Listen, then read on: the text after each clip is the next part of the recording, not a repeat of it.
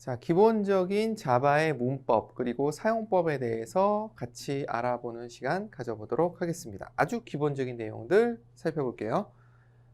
자, 아까 보셨던 겁니다.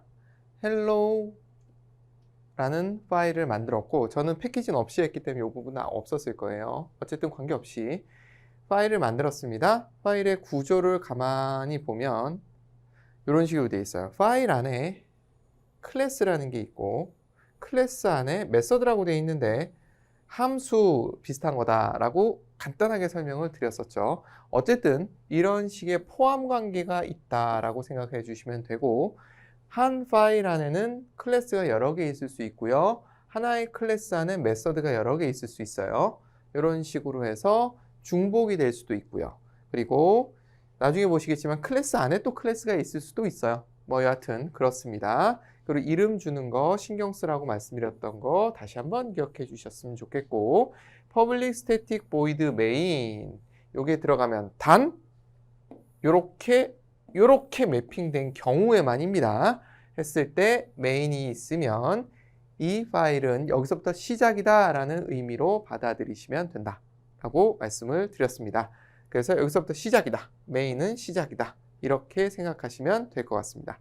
그래서 요 안을 수행하도록 했던 거죠. 그리고 항상 가로 열고 가로 닫고 문 단 느낌이고요.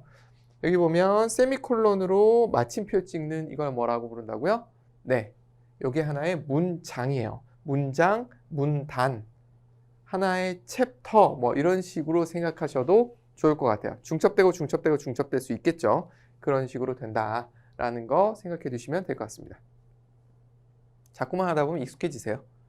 자, 처음 여러분들하고 조금 확인해 두셔야 되고, 시험 때문에 들으시는 분들도 많으실 거예요. 그런 분들은 선생님들이 많이 시험 문제를 내는 게 요 식별자 제대로 줬느냐 하고 시험 문제 많이 내세요. 왜냐면 문제 내기가 쉽기 때문에 그래요. 자, 보면 규칙이 있어요. 이건 거의 모든 언어에서 비슷비슷합니다. 보면 일단 시작을 뭘로 시작해야 되냐면 문자로 시작해야 돼요. 이게 무슨 뜻이냐면 숫자로 시작하지 말란 뜻이고요. 특수기호 중에서는 언더바와 달러 표시 요거로만 시작해야 된다. 그 뒤에는 문자와 숫자가 따라와도 돼요.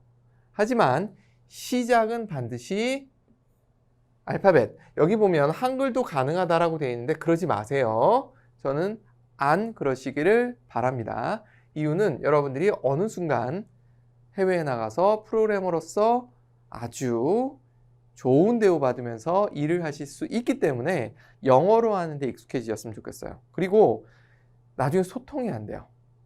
이런 문제가 있기 때문에 간단한 영어 정도는 배워두신다라고 생각을 하셨으면 좋겠습니다. 어쨌든 그래서 문자 또는 언더바 또는 달러 표시로 시작해라 라고 되어 있어요. 그리고 영문자를 대부분 쓰게 되고 쓰시라고 말씀드리고, 대소문자는 구분한다. 요거 꼭 기억하십시오. 대소문자가 다르게 인식돼요. 그거 꼭 기억하시면 되고, 대신에 이런저런 특수기호들이 들어가는 경우들이 있는데 가급적 쓰지 마시고요. 플러스 마이너스 등의 연산자는 정말 쓰지 마시고요. 왜냐하면 연산과 식별자를 구분할 수 없게 되니까요. 반드시 그렇게 해주셨으면 좋겠고요. 또 하나 뭐냐면 자바 키워드를 사용하면 안 된다라고 되어 있어요. 여기 자바 키워드도 잔뜩 있는 거 보이시죠? 외우실래요? 처음에 시험을 위해서라면 어쩔 수 없이 외우셔야 될지 모르겠습니다만, 실제로 자바를 다 배우시고 나면 뭐가 키워드인지는 여러분들 머릿속에 이미 들어가 있어요.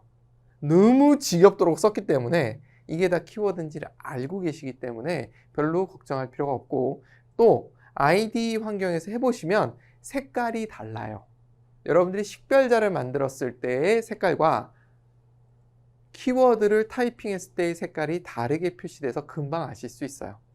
물론 그 전체 식별자 이름 안에 이게 섞이는 건 괜찮아요. 별 문제는 없는데 이 자체만 쓰면 문제가 되신다는 거, 그 정도만 알고 계시면 되고요. 길이 제한 없습니다. 이게 의미가 있는 게 뭐냐면 여러분들이 변수 이름이나 함수 이름이나 클래스 이름이나 이런 걸 만들게 되는데 나중에 여러분들이 만든 코드를 심지어 몇 달 후에 다시 봐도 이해가 안 되는 경우가 굉장히 많아요. 그것 때문에 코멘트를 답니다. 그래도 이해가 안 될 때가 있어요. 그런데 변수 이름이나 함수 이름 같은 경우를 거의 문장화 시켜서 해놓게 되면 여러분들이 나중에 보셨을 때 빠르게 이해하실 수 있어요. 그래서 길게 문장으로 쓰시는 것을 저는 추천을 드려요. 와, 그러다 타이핑 에라, 타이뽀라 그러죠. 타이뽀가 나면 어떻게 해요? 그러더라도 그건 컴파일 과정에서 수정할 수 있기 때문에 그건 쉬워요. 나중에 프로그램을 개발해 놓고 납품을 했어요. 근데 버그가 생겼대요. 쫓아갔는데 내가 짠 프로그램을 내가 몰라. 이런 경우 많이 생겨요. 그렇기 때문에 가급적이면 길어지더라도 길게 만드는 게 의미를 정확하게 알 수 있게 만드는 것이 가장 좋습니다. 그래서 영어 공부는 조금 하시면 좋으세요. 그리고 이 뒤에 있는 이 부분은 시험 문제에서 많이 나올 부분이에요. 보시면 이런 거 쓰지 말라고 말씀드렸죠. 그리고 이런 거 쓰지 말라고 말씀드렸고, 여기 숫자로 시작하지 말라고 말씀드렸던 거, 이 규칙 꼭 기억하시라는 거고요.